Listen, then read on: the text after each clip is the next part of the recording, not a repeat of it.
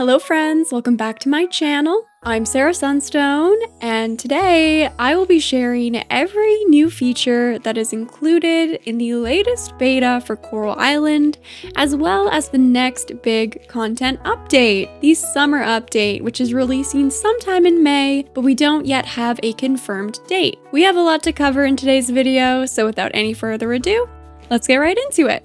First up, we have some new character customization options, including 3 brand new hairstyles. There are also 8 new facial hair options.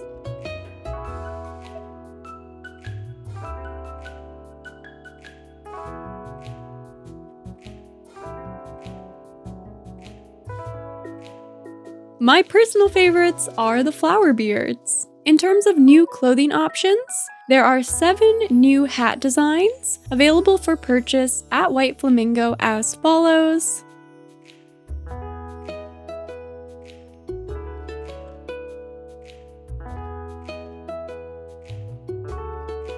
But don't forget that if you are a backer for Coral Island, you will receive 1 code to redeem 2 exclusive outfits, the Kickstarter exclusive Farmer outfit set, and the Panda backer. You can now also preset up to 4 different outfits in your inventory, which you can label and toggle between at any time. There is also a brand new 26-piece outdoor furniture set available at the furniture store, the gaming style.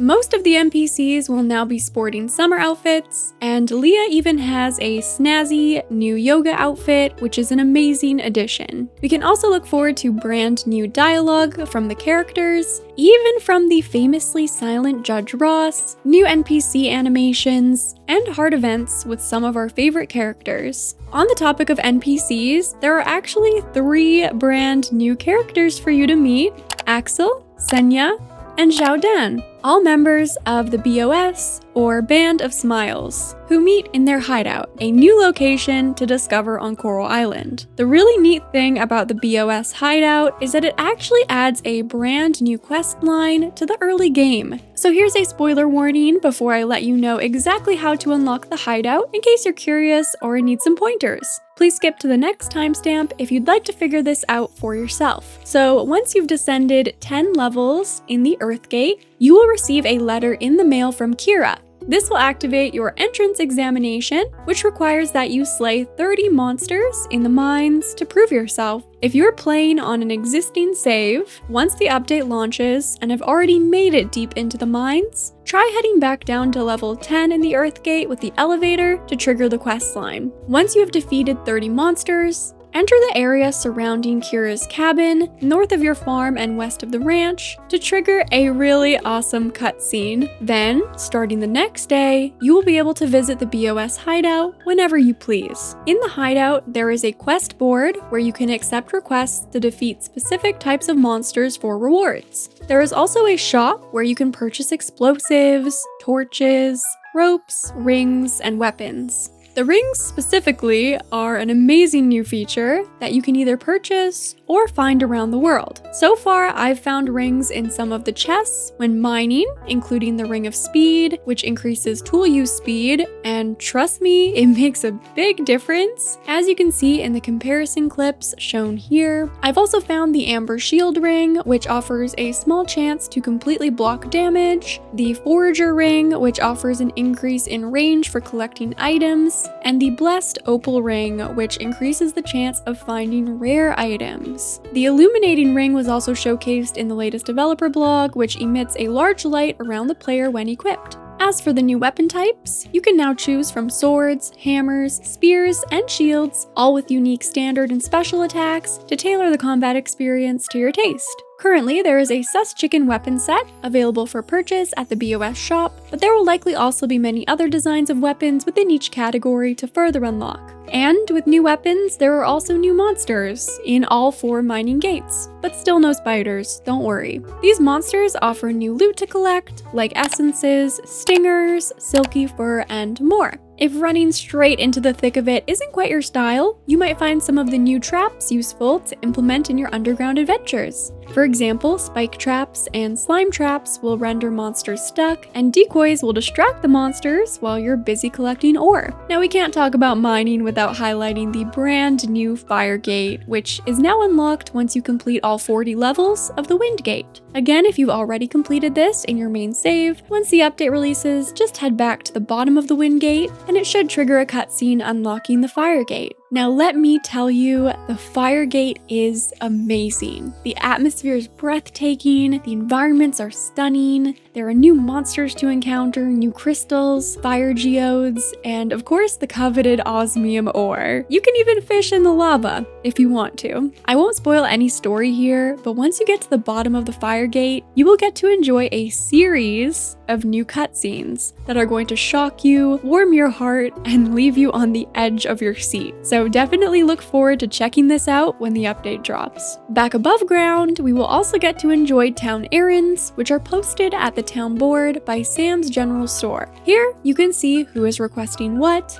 the rewards for completing the request are, including both money and heart points, and how long you have to complete it if you choose to accept. There are also a bunch of new updates for critter catching. Most notably, there are many new species of ocean critters to catch while diving, which should really help you out with completing those museum donations, temple offerings, and ranking up your town. You can also now craft traps for both bugs and sea critters to passively catch them while you're off completing other tasks. Adjustments have also been made to the scent mechanics, so now there are scents specifically for ground insects, crawling critters in the ocean, flying insects, and floating ocean critters. These are available for purchase at the Beach Shack and are also craftable once you've unlocked them at certain skill levels. Another nice little touch is that the bug net and fishing pole icons have been updated to reflect increased tool quality to make it clearer when you move from one tool to the next. Now you can even breed critters by constructing fish ponds and insect houses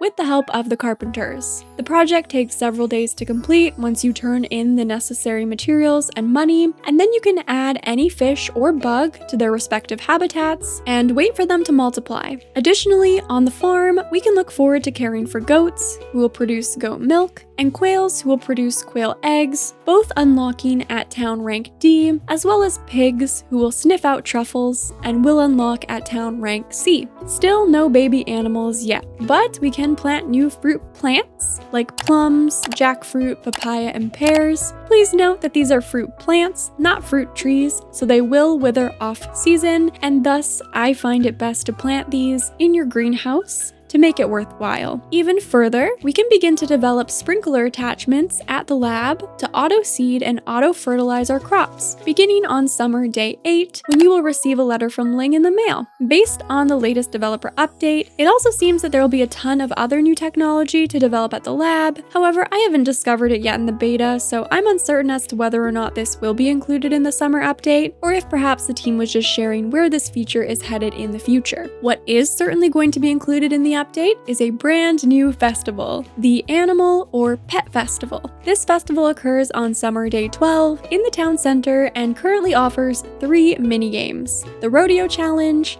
the Chicken Stare-Off, and the cow race competition. Keep in mind that the main event, the pet race, will not yet be implemented since we do not yet have our own pets, but this will come in the future. Various shops have also been updated at other festivals, like the kiosk at the Cherry Blossom Festival, for example. The mastery level cap has been raised from 8 to 9, so you can level up each domain of skills 1 additional level and unlock more craftables, like Sprinkler 3, for example. It also seems that the team has done a fair amount of work on the diving environments, with many new details and textures to spot, as well as new clues for the music puzzles, and even what appears to be ocean caves. Now, I'm imagining that much of this is in preparation for the next update, following the summer update, which is the Merfolk update, so we can see they're laying the groundwork for it, and I can't wait. Back on land, we can also now hold items in our hands. Again, I really hope they keep this feature this time. I think it is so charming. There's also an updated world map, which now includes the giant village and ginseng area, which personally I would like to see covered in fog until we unlock those areas in the story just to keep it a surprise. They've also made some adjustments to certain offering bundles at the Lake Temple. They have rebalanced many things, including the hot springs. And guess what? We can now upgrade the scythe, just like any other tool. I think this is time to celebrate. The ticket booth at the pier is now interactable, confirming that this will most likely be the future spot for multiplayer functionality, where we will input our friends' island codes to pay them a visit. However, please note multiplayer is not yet actually implemented, but this is a really good sign that it is in the works and underway. Also, it looks like Theo finally got his fishing boat, which is now docked on the southern beach. Now, this list of features doesn't even begin to include all of the community-reported bug fixes, quality of life improvements, new craftables, and other hidden features that are still yet to be discovered. But I hope this gives you a fairly good idea of what to look for when you get a chance to play the summer update for Coral Island when it releases later this month. But from today's video, please let me know in the comments which new features are your favorite, and if your team make Senya and Axel dateable, like me. I would also very much appreciate a like on the video if you've made it all the way through, as it not only helps me, but it also helps more people discover this amazing game. And with all that being said, thank you so much for watching, I love you all, and until next time, take care. And a very special thanks to Meredith, Formotus, Tansy, Cisco, Cheese, Divine Raven, Blossom, James, and Paul, my beautiful Sunstone members. I love you all very much, and thank you so much for the extra support on the channel, which really helps to make all that I do possible and means the world to me.